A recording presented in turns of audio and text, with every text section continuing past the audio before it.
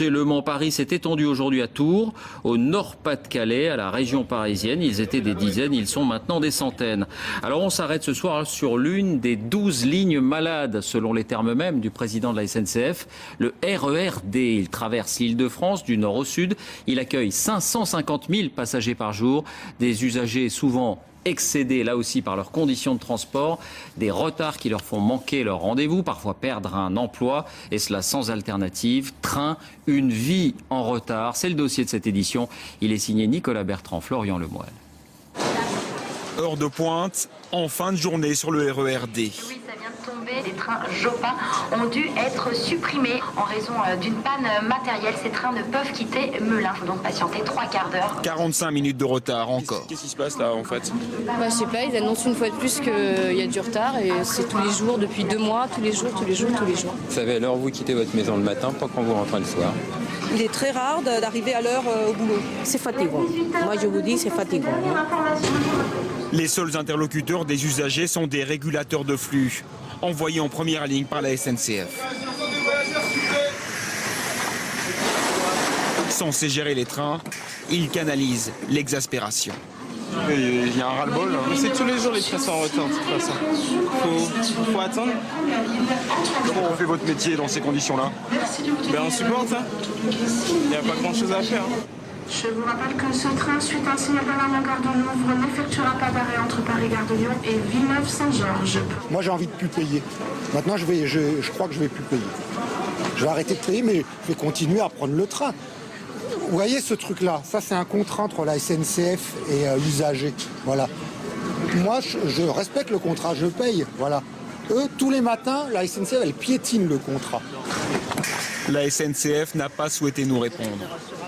Mais le directeur régional de Réseau Ferré de France, qui gère les voies, a lui accepté de prendre le RER avec nous. Nous avons choisi le train au hasard, en début d'après-midi. Est-ce que je monte ou pas? Oui.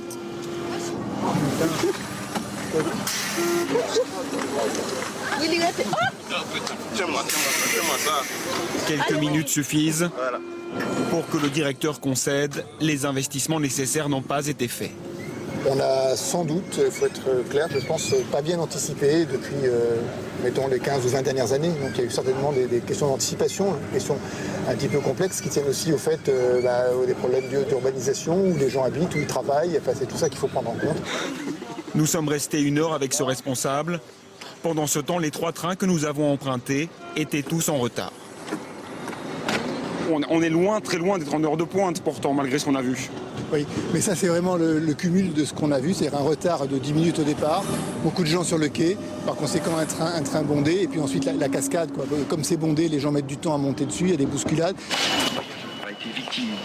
Officiellement, seuls 15% des trains subissent ce genre de problème.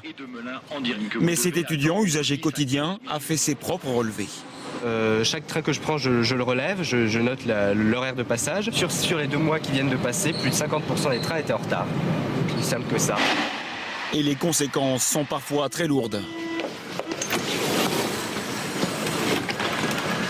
On ne peut plus rien, pratiquement plus prévoir un rendez-vous, que ce soit chez le médecin, que ce soit au bureau. Bon, on a des rendez-vous importants. Lorsqu'on arrive en retard à l'école, au dernier carat, les enfants finissent au commissariat si les parents ne peuvent pas aller les chercher, quoi. Donc c'est infernal. De droite et de gauche, des élus concernés par la ligne ont fait leur compte. Il faudrait 2,5 milliards d'euros pour que le RER-D redevienne une ligne fréquentable.